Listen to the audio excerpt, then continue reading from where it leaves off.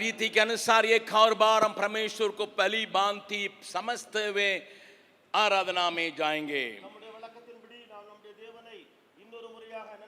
இந்த பின்பு நாம் தேவனுக்கு ஆராதனை செய்யும்படியாக கடந்து செல்லலாமே. मैंने शुरुआत में कहा था, நான் ஆரம்பத்தில் சொன்னது போல कितना महान परमेश्वर इतनी छोटी आदमी से प्यार किया, वो बात हमें बहुत निकटता में उसको अप्रिशिएट करके दंडवत करने की जगह पर ले आती है। எவ்வளவு ஒரு பெரிய தேவன் இந்த ஒரு சிறிய உருவம் சிறியவனாக என்னிடத்திலே அவர் அன்பு கூறுகிறார் என்ற ஒரு காரியம் அவரை ஆராதிக்கும்படியாய் இன்னும் அவர் அண்டையிலே என்னை இழுத்துச் செல்ல கூடுமே. उसकी सृष्टि को देख के हम आनंदित जब होते हैं, அவருடைய படைப்பை பார்த்து நாம் ஆனந்தப்படுகிற வேளையிலே तब हम उसकी क्रिया जो मेरे लिए व्यक्तिगत रूप में किया है उसको देख के हम और आनंदित और मगन होकर आराधना करेंगे. அப்படி என்றால் எனக்கு தனிப்பட்ட விதத்தில் அவர் எவ்வளவோ கிரியை செய்திருக்கிறாரே அவைகளை கண்டு நான் இன்னும் எவ்வளவாய் அவரை ஆனந்தத்தோடு ஆராதிக்க முடியும். जब हमारा दिल उस प्रकार की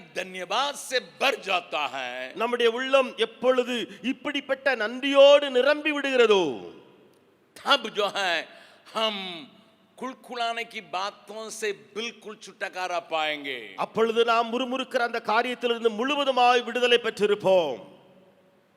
आप नजदीक में एक छोटी सी बात को सुने होंगे, देखे होंगे. நீங்கள் கொஞ்ச நாட்களுக்கு முன்பு ஒரு சிறிய காரியத்தை பார்த்திருக்கலாம் அல்லது கேள்விப்பட்டிருக்கலாம். एक व्यक्ति रास्ता में जा रहा था फटा कपड़ा पहन के. ஒரு மனிதன் கிழிந்த ஆடையை போட்டுக்கொண்டு வழியிலே போய் கொண்டிருந்தான்.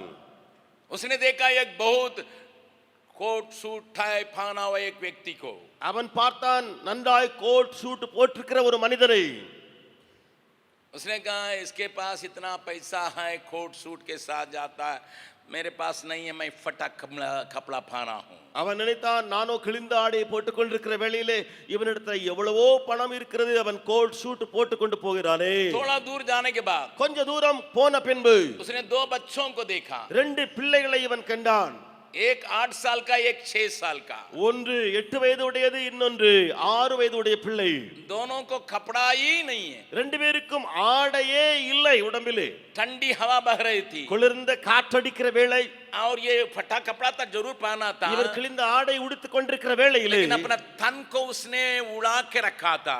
அவன் தன்னுடைய உடம்பை அவன் அடைத்து அல்லது சுற்றி வைத்திருந்தான். वो हवा इसके परेशान नहीं कर रही थी. ஆகையினாலே அந்த காற்று அவனை கஷ்டப்படுத்தவில்லை. दो बच्चों को देख रहा, ரெண்டு பிள்ளைகளை பார்த்தவன் ठंडी हवा चल रही है, மிகவும் குளிர்ந்த காற்றடிக்கிறது. वे अपना हाथ से ही उस ठंडी हवा से बचने के लिए कोशिश करते हैं. அந்த பிள்ளைகள் தன்னுடைய கரங்களை வைத்தே உடம்பை அடைத்துக் கொண்டு குளிர் காற்றிலிருந்து தப்பிக் கொண்டிருக்கிறதை और उसने कहा, அவன் சொன்னான், ये बच्चे इतना बागा है, இவ்வளவு இந்த பிள்ளைகள் எவ்வளவு தரித்திரமானவர்கள், கைவிடப்பட்டவர்கள். हमारे लिए तो कम से कम फटा कमीज है, எனக்கு கொஞ்சம் கிழிந்த ஆடையாவது இருக்கிறது. इन बच्चों को वो भी नहीं है, अपने हाथों को एक कपड़ा के रूप में उसको मोड़ के खड़े हैं. ஆனால் இந்த பிள்ளைகளுக்கு அது கூட இல்லையே. ரெண்டு கைகளையும் வைத்து அவர்கள் உடம்பை மறைத்துக் கொண்டு அந்த குளிரிலிருந்து காப்பாற்றிக் கொண்டிருக்கிறார்களே. उसने परमेश्वर को धन्यवाद देने लगा. அவன் ஆண்டவருக்கு நன்றி சொல்ல ஆரம்பித்தான். प्रभु, ஆண்டவரே, आप मेरे ऊपर इतना ख्याल रखे हैं, நீர் என் மேல இவ்வளவு கரிசனை கொண்டீரே. जरूर मुझे नया कपड़ा मिला था 1 साल के पहले. உண்மைதான், எனக்கு ஒரு ஆண்டுகளுக்கு முன்பு புதிய ஒரு சட்டை கிடைத்தது. नया कपड़ा फिर नहीं मिला है. திரும்ப புதிய ஆடை எனக்கு கிடைக்கவில்லை. मेरा उम्र 45 हो गया है. எனக்கு வயதோ 45. 44 साल तक तूने मुझे उड़ा के यहाँ तक ले आया. 44 ஆண்டுகள் வரைக்கும் என்னை சுற்றி மறைத்து காப்பாற்றி இதுவரைக்கும் கொண்டு வந்தீரே. अभी भी एक कपड़ा तो है, இப்பொழுது ஒரு ஆடை எனக்கு இருக்கிறது, लेकिन फटा हुआ है. ஆனால் கிழிந்திருக்கிறது. कोई बात नहीं प्रभु, कोई बात नहीं. ஆண்டவரே, பரவாயில்லை பரவாயில்லை, इन बच्चों के पास वो भी नहीं है. இந்த பிள்ளைகளிடத்தில் அதுவும் இல்லையே. वो वहीं पर घुटना में आके परमेश्वर को धन्यवाद देने लगा. அவன் அங்கேயே முழங்காலில் விழுந்து கர்த்தருக்கு நன்றி சொன்னான். The problem with the mankind today is this. आज की मनुष्य जात की समस्या ये है, They are always looking at people those who are having. वे लोगों की आंखें जो है जिनके पास है कुछ, उन्हीं में ही लगी रहती है. They don't see what they have. लेकिन वे नहीं देखते हैं कि उनके पास खुद के पास क्या है। They were always dreaming about things which they don't have. वे हमेशा सोचते या कल्पना करते रहते हैं कि उनके पास जो नहीं है उनके बारे में। That is why they are always murmuring against God, against the society, against the parents, against the people. इसी के चलते ही वे परमेश्वर के विरोध में बुड़बुड़ाते हैं, लोगों के, समाज के और कई बातों को लेकर के बुड़बुड़ाते रहते हैं।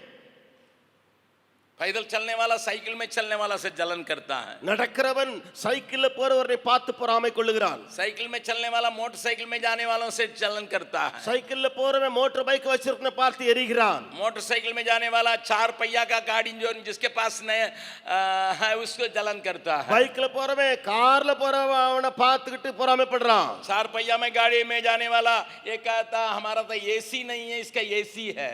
நான்கு சக்கர அந்த கார்ல போறவன் என் வண்டியில ஏசி இல்ல, இன்னொருத்த வச்சிருக்கான் கார், அவன்ட்ட ஏசி இருக்குது। एसी गाड़ी में चलने वाला जो आडी कार में जाता उससे जलन करता है। ஏசி வண்டியில போறவன் ஆடி வண்டியில போறவனை பார்த்து எரிச்சல் கொள்ளுகிறான்। आडी कार रखने वाला कहता हमारे पास अगर ये उड़ान खटोरा रहता कितना अच्छा होता। அந்த ஆடி வண்டியில போறவன் என்கிட்ட கொஞ்சம் பறக்கக்கூடிய அந்த விமானம் இருக்குன்னு சொன்னா எப்படி இருக்கும்।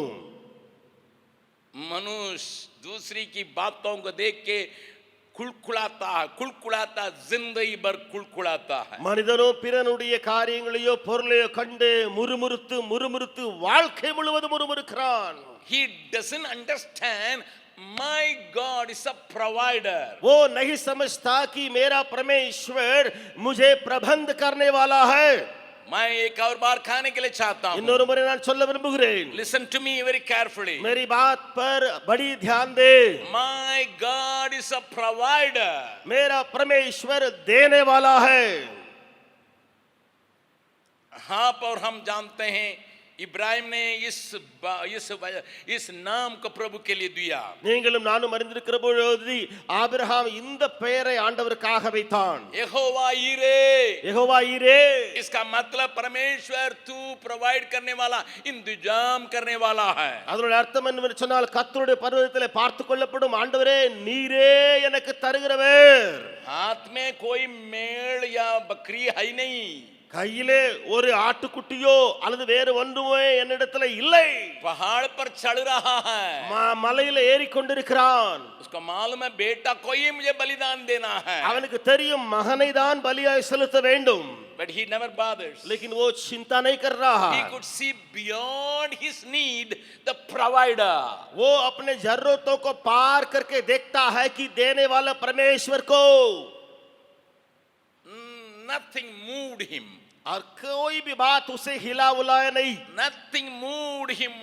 Nothing could shake his faith. कोई भी बात तुझे हिला उलाया नहीं, उसके विश्वास को डगमगाने नहीं दिया। If you see only your needs, अगर आप केवल आपकी जरूरत को देखेंगे, you will always tremble, shaking. आप कांपेंगे, आप थरथराएंगे, आप डगमगाएंगे। If you see the hand or the God beyond your needs, अगर आप उन जरूरतों के पार होके वहां परमेश्वर को देखने लगेंगे, you will give him new names and you will sing a new song. ऐसे हो तो आप परमेश्वर को नए नाम देंगे, नए गाना गाएंगे। I am going to take you to one word which talks something very different from our understanding. मैं आपको एक वचन की ओर ले जाऊंगा, वो एक विभिन्न तरीका से आपके मेरे समझ से पार होके के कुछ बातों को समझाता है। Turn with me to 2 Corinthians 9th chapter verse 8. मेरे साथ खोलिएगा दूसरा कुरिन्थियों 9वां अध्याय 8वां वचन। Everybody open your Bible and see. हर कोई अपने बाइबल खोले और देखे। 2 Corinthians 9th chapter verse 8. दूसरा कुरिन्थियों 9वां अध्याय 8वां वचन। 2 Corinthians 9th chapter verse 8. दूसरा कुरिन्थियों 9वां अध्याय 8वां वचन। Here Paul throws some light upon our God. यहाँ पौलुस हमारे परमेश्वर के बारे में कुछ रोशनी डाल रहा है। Let me read in Hindi, then they will display in English also. मैं हिंदी में पढ़ दे रहा हूँ, फिर इंग्लिश में भी वो वचन को पर्दा में दिखाएंगे।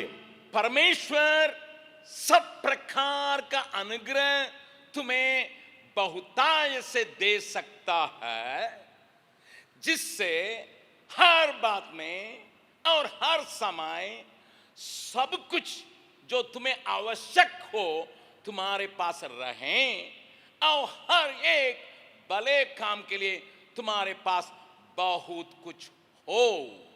மேலும் நீங்கள் எல்லாவற்றிலும் எப்பொழுதும் சம்பூர்ணமுடையவர்களாயும் சகலவித நற்கிரியைகளிலும் பெருகிறவர்களாயும் இருக்கும்படிக்கா தேவன் உங்களிடத்தில் சகலவித கிருபையையும் பெருகச் செய்ய வல்லவராயிருக்கிறார். Please look at it. उस पर ध्यान दीजिए. Let me read it again. मैं फिर से उसे पढ़ रहा हूं. परमेश्वर, वचन पढ़ने समय ऐसे ही पढ़ने के लिए सीखिएगा. வசனத்தை வாசிக்கும் பொழுது இப்படியே வாசிக்கும்படி கற்றுக்கொள்ளுங்கள். आप किसी मुर्गी को काटने के लिए चाहते हैं, क्या करते हैं? ஒருவேளை ஒரு கோழி சத்தம் போட வைக்கணும்னு சொன்னா நீங்க என்ன खाने के लिए. खाने के लिए என்ன செய்வீங்க சாப்பிடணும்னு मान சொன்னா? लीजिए पका हुआ मुर्गी पूरा आपका प्लेट में एक ही मुर्गी ऐसा पूरा रखा गया. ஒரு கோழியை வச்சு அப்படியே முழு கோழியை உங்க பிளேட்ல சாப்பிடுறதுக்கு வச்சிருக்காங்க. हमारे हिंदुस्तान में ऐसा देखते हैं बड़े बड़े शहरों में. பெரிய பெரிய பட்டணங்கள்ல நம்ம இந்தியாவில் இந்த காட்சியை பார்க்கலாம். They will bring the full chicken. முழு கோழி அப்படி கொண்டு வச்சிருப்பான். If it is on your plate, what will you do? अगर आपके प्लेट में ये पूरी मुर्गी है तो आप क्या करेंगे? बतलाइए बच्चे. சொல்லுங்க பிள்ளைங்க சொல்லுங்க. क्या करते हैं? நீ என்ன செய்வீங்க? ऐसे निकाल देंगे. அப்படியே விழுங்கிருவீங்களா? क्या आप लोग पैतान है? पहाड़ी सांप है? மலை பாம்பு விழுங்குற மாதிரி விழுங்குற மலை பாம்பா நீங்க? बोलिए क्या करेंगे? என்ன செய்வீங்க சொல்லுங்க. जो आप चबाने लायक आपका मुंह है उतने ही टुकड़ा करके उसको खाएंगे, है ना? உங்க வாய் அளவு எவ்வளவு நீங்க துண்டு பீஸ் எடுத்து உள்ள போட்டு நீங்க அதை சமைக்க முடியுமோ அவ்வளவுதான் எடுத்து நீங்க சாப்பிடுவீங்க. जब बच्चों को खिलाने के लिए चाहेंगे, பிள்ளைகளுக்கு அதை ஊட்டணும்னு சொன்னா, मेरा मुंह बड़ा है इसलिए मैं बड़ा पीस को खाऊंगा, खा सकता हूं. என்னுடைய வாய் பெரியதா இருக்கிறதுனால நான் பெரிய பீஸை எடுத்து வாயில போட்டு சாப்பிடுவேன். और अगर छोटा बच्चा को मैं खिला रहा हूं, சின்ன பிள்ளை அதுக்கு நான் ஊட்டுறேன்னு சொன்னா, जो 3 साल या 5 साल के बच्चे को 3 வயது அல்ல 5 வயது நிரம்பி இருக்க பிள்ளை, मैं इतना मोटा पीस को लेके उसको घुसाऊंगा, वो मर जाएगा. இவ்வளவு பெரிய அதை இறைச்சி துண்டை எடுத்து நான் அந்த பிள்ளை வாயில போட்டேன்னு சொன்னா செத்தே போயிடும். क्या करते हैं? என்ன செய்றோம்? काटते हैं, அதை வெட்டுறோம் சின்ன சின்ன பீஸா. वैसे ही वचन को अध्ययन करने समय खंड खंड करके काटिए, फिर समझने के लिए कोशिश कीजिए. அப்படியே வசனத்தை நீங்கள் வாசிக்கும் பொழுது எடுக்கும் பொழுது அதை அப்படியே துண்டு துண்டாக வெட்டி எடுத்து நீங்கள் அதை எடுத்து விட்டு திரும்ப பாருங்கள், அது உங்களுக்கு பிரயோஜனமாக இருக்கும். Put it in NLT please. NLT translation. Change the translation. मैं अभी पढ़ रहा हूं हिंदी में. और परमेश्वर सब प्रकार का अनुग्रह तुम्हें बहुतायत से दे सकता है, जिससे हर बात में और हर समय सब कुछ जो तुम्हें आवश्यक हो तुम्हारे पास रहे, और हर एक भले काम के लिए तुम्हारे पास बहुत कुछ हो. மேலும் நீங்கள் எல்லாவற்றிலும் எப்பொழுதும் சம்பூர்ணமுடையவர்களாயும் சகலவித நற்கிரியைகளிலும் பெருகிறவர்களாயும் இருக்கும்படியாக தேவன் உங்களிடத்தில் சகலவித கிருபையையும் பெருகச் செய்ய வல்லவராயிருக்கிறார். इंग्लिश में मैं पढ़ रहा हूं. ஆங்கிலத்தில் நான் வாசிக்கிறேன். God, who is my God? God is able to make all grace abound toward you, that ye always having all sufficiency in all things may abound to every good work. प्यारों, थोड़ा सा ध्यान से सुनिएगा. பிரியமானவரே கொஞ்சம் கவனித்து கேளுங்கள். If I properly translate as per the Hindi version, Hindi वचन के आधार पर मैं अगर सही अनुवाद करूं तो, or some other translation, या किसी और अनुवाद को लेके मैं अनुवाद करूं, who is our God? हमारा परमेश्वर कौन है? Our God is a provider. हमारा परमेश्वर प्रबंध करने वाला है. What does he provide? वो हमारे लिए क्या प्रबंध करता है? People may think if I preach like this, you may call me a prosperity preacher. अब लोग जो है मेरा ऐसा प्रचार करते हुए सुनेंगे तो कुछ लोग बोलेंगे कि ये प्रॉस्पेरिटी प्रीचर करके. Many prosperity preachers use this kind of words for their advantage. कई प्रॉस्पेरिटी प्रीचर जो है वे अपने लाभ के लिए इस प्रकार का वचन को लेकर प्रचार करते हैं. But listen to me totally, then you come to a conclusion. लेकिन आप सब कोई मेरी बात पर बड़ी ध्यान दें तब आप समझ सकेंगे. Let me tell you, मैं कह दूं, this verse talks about my God's ability to provide me something. यहाँ ये वचन मेरा परमेश्वर के बारे में कि उसके अंदर की जो ताकत या खूबत जो है मेरे लिए कुछ देने के लिए प्रबंध करने के लिए है उसको बताता है. My God, the other translation says, my God will generously provide. और एक और अनुवाद कहता है कि मेरा परमेश्वर जो है पूरा अपने मन खोल के पूरा एकदम दे देता है. See here in the screen. यहाँ पर्दा में देखिए. In English, let me say that. मैं इंग्लिश में पढ़ देता हूँ. A beautiful translation. बहुत सुंदर अनुवाद है वहाँ. God, my God will generously provide all you need. Then, if he provides everything, then you will always have everything you need and plenty left over to share with others. मेरा परमेश्वर बहुत तायत से देने वाला है.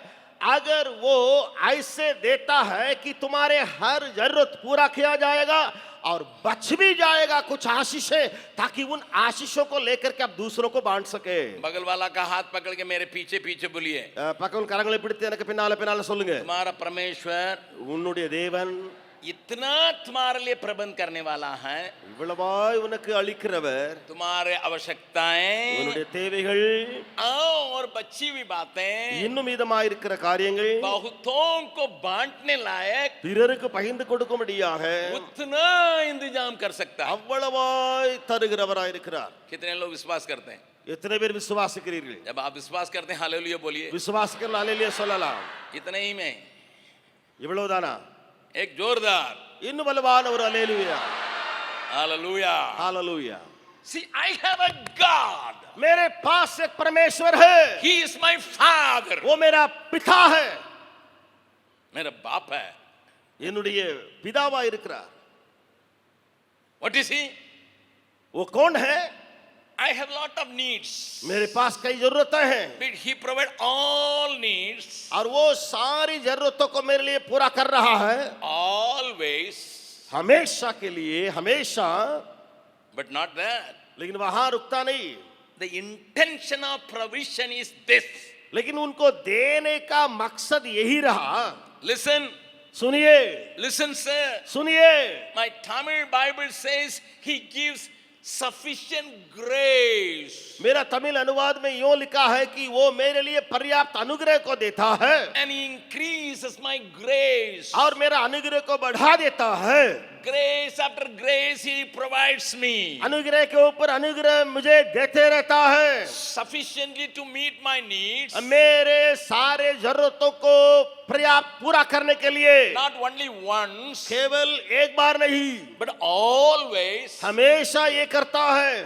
What is the intention? What is his idea? क्यों ऐसे करता है? उसके पीछे वो देने का मतलब क्या है? So that I can give forth for the other needy ones. ताकि मैं भी उनमें से लेके जो जरूरतमंद है उनको मैं दे सकूं। Let me read that again. मैं फिर से उसे पढ़ देता हूं। You concentrate that, then I will come what he provides and how he provides. उस पर गौर कीजिएगा, तब मैं आऊंगा क्या वो देता है, क्या कैसे देता है। Instead of and you put my God, you own him.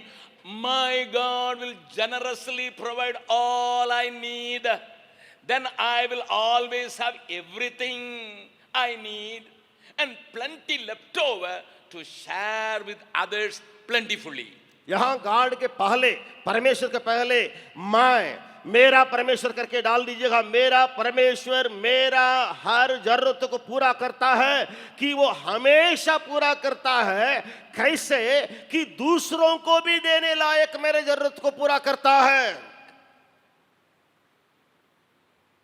I want to tell you once again. मैं फिर से कह देने के लिए चाहता हूं, बहुत लोग आजकल प्रचार करते हैं, lot of plenty of prosperity preachers. இன்னைக்கு अनेक prosperity செழிப்பு உபதேசங்கள் காணப்படுகின்றன। I tell you openly, I hate from my heart all these prosperity preachers. நான் என்னுடைய இருதயத்தின் ஆழத்தில் சொல்லுகிறேன் कि ये सारे prosperity preachers को मैं घृणा करने वाला हूं। Because they come to God only for the earthly blessings. क्योंकि वे परमेश्वर के पास सिर्फ इसलिए आते हैं कि उनको संसार में रहते रहते आशीष मिले, संसार का आशीष मिले। They were looking only downward.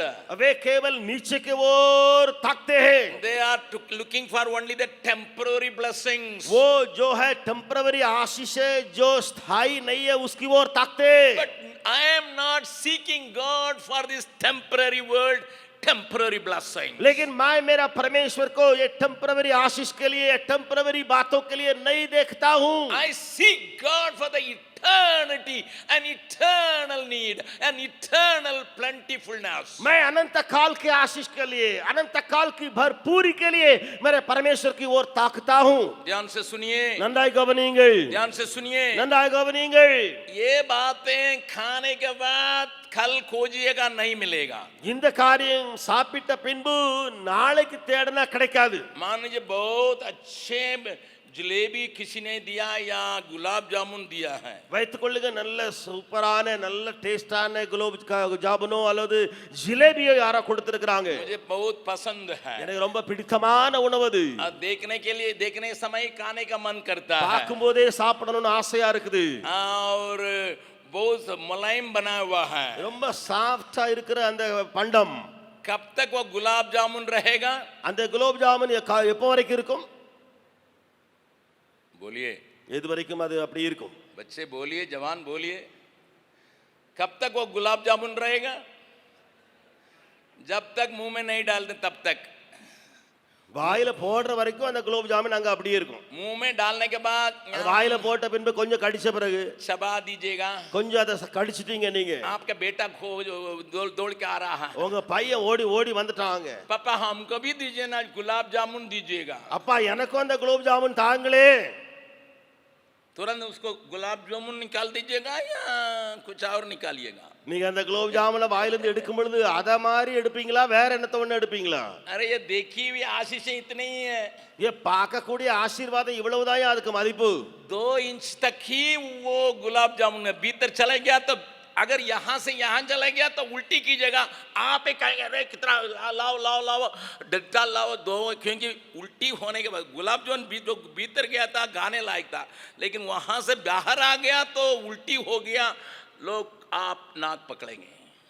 அந்த குலாப் ஜாமுன் உள்ள போற வரைக்கும் தான் குலாப் ஜாமுன் வடிவத்துல நல்லா இருக்கும்। ஆனா உள்ள போயிட்டு திரும்ப வாந்தி பண்ணிட்டீங்க சொன்னா எல்லாரும் மூக்க பொத்துற அளவுக்கு நாரக்கூடிய அளவுக்கு அது போயிரும்। कुछ लड़कियां मुझे ऐसे देखती है, अंकल कैसा बोलते हैं, हमारे उल्टी जो है बहुत सुंदर महकता, बोलिए ना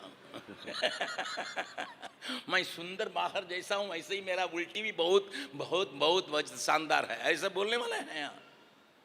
யாராவது இருக்கீங்களா? என்ன அங்கிள் இப்படி பேசிட்டு இருக்காங்க என்னுடைய வாந்தியை குறித்து? நான் எவ்வளவு அழகா இருக்கேன் தெரியுமா? என்னுடைய வாந்தியும் அவ்வளவு நாற்றம் எடுக்காம நல்லா இருக்குமே। अरे भैया यहाँ से ये कंड से यहाँ चला गया तो उसको कोई कीमत नहीं और उसे गिरना हो जाता है। இந்த தொண்டை குழியிலிருந்து உள்ள கொஞ்சம் போனா அதுக்கு எந்த மதிப்பும் கிடையாது, ஆனா வெறுத்து தள்ளக்கூடிய ஒரு பொருளாய் மாறி போகும். आप देने के लिए भी चाहेंगे, मान लीजिए बेटा साहब प्यार करते हैं, बेटा मैं खा लिया, एक ईंटों तक खा लिया, मैं तुम्हारे लिए रखा नहीं करके रोइएगा, आपको देने के लिए, उसको उल्टी करके देने के लिए ताकत है ही नहीं।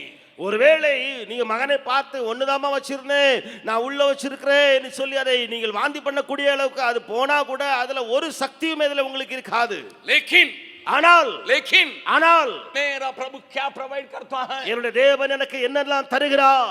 वो अनुग्रह देता है, கிருபை தருகிறார், बहुतायत देखता है, அவர் தாராளமாய் பரிபூரணமாய் தருகிறார். अनुग्रह में चलता हूँ, நான் அந்த கிருபையிலே போகிறேன், अनुग्रह में जी रहा हूँ, கிருபையிலே வாழ்கிறேன். इसलिए हम गाते हैं, ஆகையால பாடுகிறோம், यीशु तेरी दया से मैं जीवन जीता हूँ, यीशु तेरी कृपा से मैं आगे बढ़ता हूँ। गाइएगा, यीशु तेरी दया से मैं जीवन जीता हूँ, यीशु तेरी कृपा से मैं आगे बढ़ता हूँ। हाथ उठा के धन्यवाद धन्यवाद यीशु तेरा, धन्यवाद धन्यवाद धन्यवाद यीशु तेरा, एक और बार, यीशु तेरी दया से मैं जीवन जीता हूँ, यीशु तेरी कृपा से मैं आगे बढ़ता हूँ। धन्यवाद धन्यवाद यीशु तेरा, धन्यवाद धन्यवाद धन्यवाद यीशु तेरा, धन्यवाद। जब मुझे अनुग्रह मिलता है, எனக்கு கிருபை கிடைக்கிற போது न केवल मैं उसमें जी रहा हूँ, அதிலே நான் வாழ்கிறது மாத்திரமல்ல, मैं उसी से आगे बढ़ रहा हूँ। அதிலே நான் मुन्नेरिயும் செல்கிறேன்.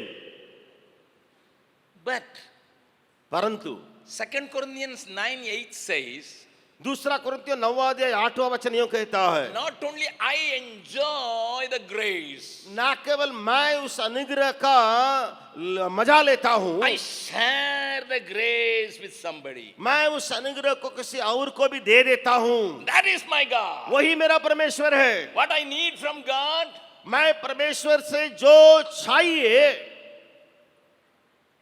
मेरा चाह क्या है? என்னுடைய விருப்பம் என்ன? Lord, give me grace मेरे लिए अनुग्रह तू दे दे, so that I can give more grace to others also. मैं ताकि मैं औरों को भी और अनुग्रह दे सकूं. Jesus said a parable. यीशु ने उस दृष्टांत को कहा, Somebody came with 2 crores of loan. कोई आए 2 करोड़ के लोन लेके हुए. He came to the master. वो अपने मालिक के पास आया, And master, please show some grace. हे मालिक जी, हमारे लिए थोड़ा अनुग्रह का दृष्टि दिखाइए, Give me some mercy. मेरे ऊपर थोड़ा दया दृष्टि दिखाइए. I will definitely give. जरूर, मैं जरूर दिखाऊंगा, I दूंगा. don't have now, लेकिन अभी मेरे पास तो है but I ये, will definitely give. लेकिन मैं दूंगा आपके लिए. My Bible says मेरी बाइबल बताती है, the master was so graceful, gracious to say, okay, don't give, don't repay. वो मालिक बहुत ही दया दिल से कहने लगा कि ठीक है, तुम्हें नहीं देना है, जाओ. He was so happy. वो बहुत खुश हो गया. But he met a man. लेकिन उसने एक व्यक्ति से मुलाकात किया. He owed him 100 rupees. उसके लिए केवल 100 रुपया वो इसको देना. Only 100 rupees. केवल 100 रुपया देना. He said, give me 100 rupees. और इसने कहा 100 रुपया दे दो. He said the same prayer what he prayed. इसने जो विनती किया मालिक से, उसी विनती 100 रुपया वाला किया. Please wait. कृपया थोड़ा इंतजार कीजिए, Show some grace. थोड़ा सा अनुग्रह मेरे लिए दिखा दीजिए, I will definitely give. मैं जरूर दुआ दूंगा, I don't have now. लेकिन अब मेरे पास नहीं है। My Bible says, मेरी बाइबल कहती है this crooked fellow, ये बहुत क्रूर व्यक्ति, this fellow who is having a very hard heart, बहुत हठीला व्यक्ति, received such a big grace from the master, मालिक से बहुत बड़ा अनुग्रह पाया हुआ व्यक्ति, but he was trying to choke the neck of the other man. लेकिन ये छोटा व्यक्ति है 100 रुपया के लिए जो खड़ा है, उसका गर्दन पकड़ के दबाने लगा, And he put him in jail. That's what my Jesus said in the 18th chapter of Matthew. मत्ती 18 अध्याय में यीशु ने कहा उसी बात को कि उस व्यक्ति को जेल में भी डाल दिया। When the master heard that, जब उस बड़े मालिक ने इसको सुना, he called this fellow. ये व्यक्ति को उसने बुलवाया, Say, I gave you grace मैंने तुम्हें दया दिखाई so that you can live and you can proceed. ताकि तू जिए और आगे बढ़े, But you लेकिन तुम choke the head of somebody किसी को गर्दन को तुम दबा दिए and you put him in jail. और उसको जेल में भी डाल दिए। I gave you such a big grace. मैं तुम्हारे लिए बड़ा अनुग्रह दिया, Can't you give little grace to क्या somebody? थोड़ा सा अनुग्रह तुम किसी को नहीं दे सकते हो? Turn to your neighbor and ask, आप अपने बगल वाला के हाथ पकड़ के देखकर कहिए, पूछिए, what kind of person you are? आप किस प्रकार का व्यक्ति है? When you see the grace of God abundant upon you, जब आप देखते हैं परमेश्वर का अनुग्रह आपके ऊपर बहुतायत से दिया जा रहा, by showing a little grace to somebody, लेकिन किसी को छोटा सा अनुग्रह जब दया दिखाने के वक्त है, you will never withhold that. आप उसी से कभी भी दूर मत रहिए, दूर मत रहिए। Check yourself today. आज अपने आप को जांचिए। God provides grace, sufficient grace. परमेश्वर बहुतायत से अनुग्रह देने वाला, He is a provider. वो देने वाला है। I am not talking about he is a provider of crores of rupees. मैं ये नहीं बोल रहा, बोल नहीं जाऊंगा कि करोड़ों करोड़ों रुपया देने वाला है। I never bothered about it. मैं उसके बारे में चिंता भी नहीं करूंगा।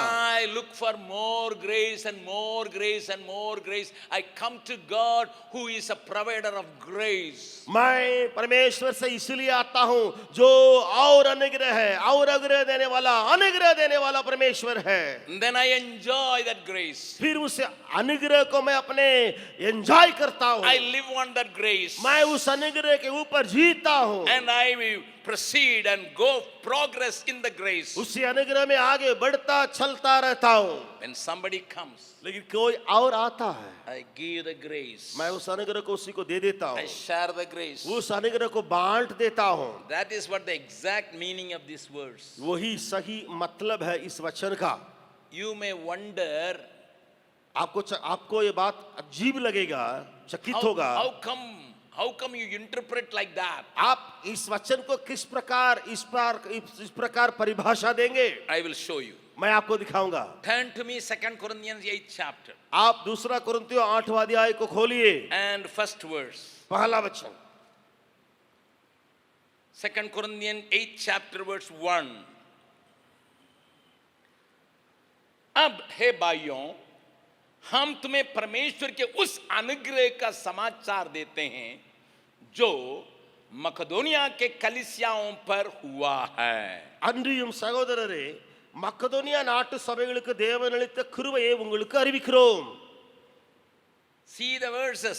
वहां वचन शब्दों को देखिए। The same grace of God has been given or bestowed on the churches of Macedonia. वही अनुग्रह है, परमेश्वर का अनुग्रह है, उस मकदोनिया की कलीसिया में बरसाया गया। That means these Macedonian church received such a grace from God. इसका मतलब ये मकदोनिया की कलीसिया के लोग जो है ऐसे एक अनुग्रह को प्रभु से पाए। What they did with that? लेकिन उस अनुग्रह से उन्होंने क्या किया है? Second verse. दूसरा वचन में It is very clearly say. वहां बिल्कुल साफ से लिखा गया है। What was their condition? वहां शर्त क्या है, वो उनकी स्थिति क्या है? What was their condition? उनकी स्थिति वहां क्या दिखाया गया? What was the condition of the Macedonian church? मकदोनिया की कलीसिया की हालात क्या थी? क्लेश की बड़ी परीक्षा में रह रहे हैं। அவர்கள் மிகுந்த உபத்திரவத்தினாலே சோதிக்கப்படுகையில் In a great trial of affliction they are going on. அவர்கள் மிகுந்த உபத்திரவத்தினாலே சோதிக்கப்படுகையில் But उनके बड़े आनंद और भारी कंगालपन के बढ़ जाने से उनकी उदारता बहुत बढ़ गई. கொடிய தரித்திரமுடையவர்களாய் இருந்தும் தங்கள் பரிபூர்ண சந்தோஷத்தினாலே மிகுந்த உதாரத்துவமாய் கொடுத்தார்கள். With an abundance of joy in spite of the deep poverty. கொடிய தரித்திரம் அவர்களுக்குள்ள இருந்தாலும் பரிபூர்ண சந்தோஷம் அவர்களுக்குள்ளே காணப்பட்டது. Liberally they gave. மிகுந்த உதாரத்துவமாய் கொடுத்தார்கள். Why? क्यों? How come? कैसे हुआ? They are already in need. उनको जरूरत पड़ गया है. And Bible says they are in a great trial. Bible बताती है कि वे बहुत ही सतावट में थे, Affliction. वे दुख में थे, And they are having poverty, practicing poverty. बड़ी दरिद्रता, बड़ी गरीबता में वे चले. But when they receive the grace from above, लेकिन ऊपर से जब अनुग्रह वे पाए, my Bible says, बाइबल बताती है third verse, तीसरा वचन में, उनके विषय में मेरी एक गवाही है कि उन्होंने अपनी सामर्थ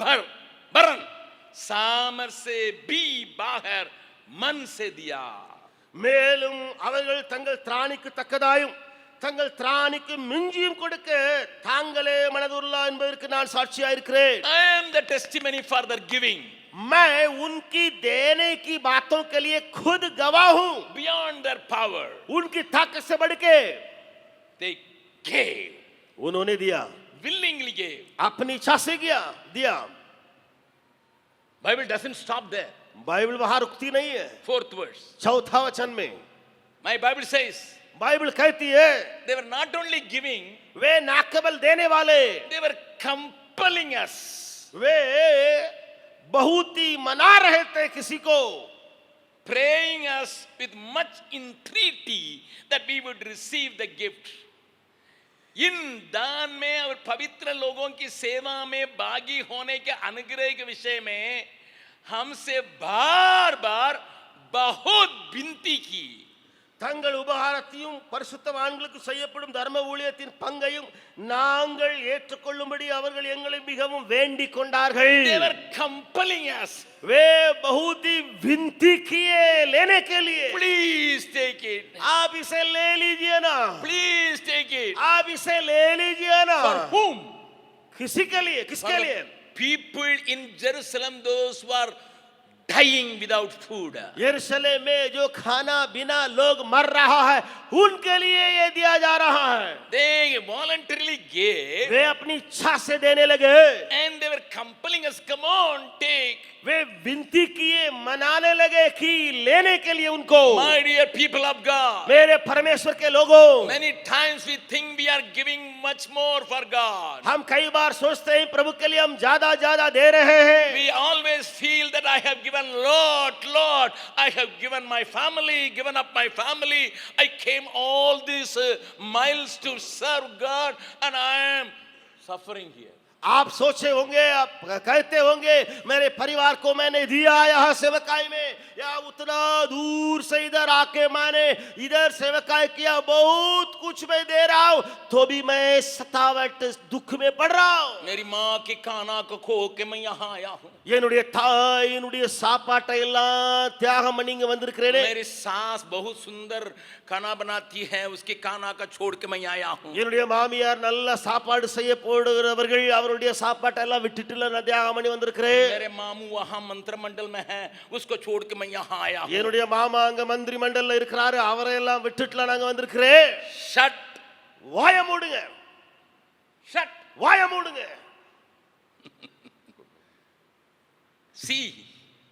देखिए. See this church. ये कलीसिया को देखिए. Utter poverty. My Bible says they were in utter poverty. என்னுடைய வேதம் சொல்லுகிறது बड़ी दरिद्रता में थे. தமிழ்ல வார்த்தை போட்டு கொடிய தரித்திரம். They gave joyfully वे आनंद से देने लगे and compelled us to take. और मनाने लगे, विनती करने लगे किसी को लेने के लिए। Let me read the 5th verse also. 5वां वचन को मैं पढ़ दे रहा हूं।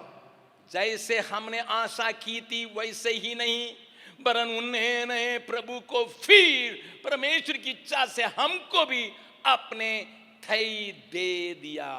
மேலும் நாங்கள் நினைத்தபடி மாத்திரம் கொடாமல் தேவனுடைய சுத்தத்தினாலே முன்பு தங்களை தாமே கர்த்தருக்கும் பின்பு எங்களுக்கும் ஒப்பு கொடுத்தார்கள். What's the word?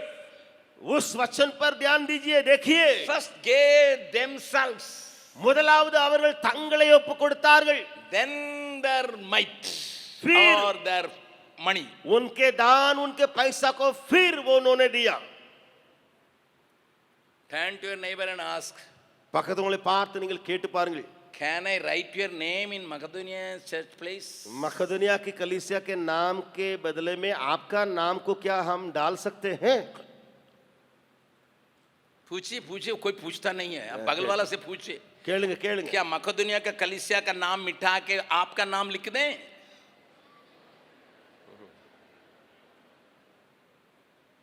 Some people will say, कुछ लोग ऐसे कहते होंगे, मैं थोड़ी आपको दिया हूं, मैं आया हूं सेवकाई में, आपको थोड़ी अपने बेच डाला हूं। நான் உங்களுக்கு நான் வித்தா போட்டவே ஊழியத்துக்கு வந்திருக்கிறேன், அவ்வளவுதான், நான் வித்தா போட்டு வந்திருக்கிறேன், நான் ஆண்டவருக்கு ஒப்பு கொடுத்தேன்। परमेश्वर के लिए मैं सौंपा था। बाबू राजरयन, who are you? I have given myself to God. तुम्हारी बात को क्यों मानना है? உங்க பேச்ச நான் ஏன் கேட்கணும்? நான் ஆண்டவருக்கு ஒப்பு கொடுத்து வந்திருக்கிறேன்। हम तो परमेश्वर के लिए दिल दे दिया, इसलिए दिल रहित चल रहा हूं। நான் ஆண்டவருக்கே இருதயத்தை கொடுத்துட்டேன், ஆகையால இருதயம் இல்லாதவனாய் சுற்றி திரிந்து கொண்டிருக்கிறேன்। கொஞ்ச பேர் இருதயம் இல்லாமே பேசுறான், கொஞ்ச பேர் இருதயம் இல்லாமே நடக்கிறான்। कुछ लोग हृदय बिना बातें कर रहे हैं, कुछ लोग हृदय बिना चल भी रहे हैं। கேட்டா சொல்றான் இருதயத்தை ஆண்டவர் கொடுத்துட்டான், உனக்கு எது கொடுக்கணும்? आप पूछेंगे तो बता रहा है कि हृदय को तो मैं परमेश्वर को दे दिया हूं, क्यों आपको क्यों मैं दूं? देने से अपने को सौंपो, கொடுக்கும்போது உங்களை ஒப்பு கொடுங்கள்। then I will understand you have received enough grace, abundant grace. तब मैं समझूंगा कि आपने बहुत आयत के ग्रेस पाया और पाया है। Then I will know that you know your God. तब मैं He is a समझूंगा, provider of grace, abundant grace for all the time. आप अपने परमेश्वर को समझ गए हैं, कैसे वो अनुग्रह देने वाला, हमेशा देने वाला, बहुतायत का अनुग्रह देने वाला करके। Today morning, इस सुबह का घड़ी में before going for an intensive worship, एक गहरी आराधना में जाने के पहले let us check ourselves. हम अपने आप को जांच करके देखेंगे, Do I understand my God properly? क्या मेरा परमेश्वर को मैं सही तरफ से समझ रखा हूँ? Do I understand my God? मेरा परमेश्वर को सही ढंग से मैं समझता हूँ? Do I understand the grace given unto me? क्या मेरे लिए दिया गया अनुग्रह को मैं समझने वाला हूँ? Do I have abundant grace so that I can share the grace with others? क्या मेरे पास बहुतायत के अनुग्रह है ताकि अनुग्रह को किसी को भी बांट सकेंगे? Shall we all stand? हम सब कोई क्या खड़े हो जाएंगे?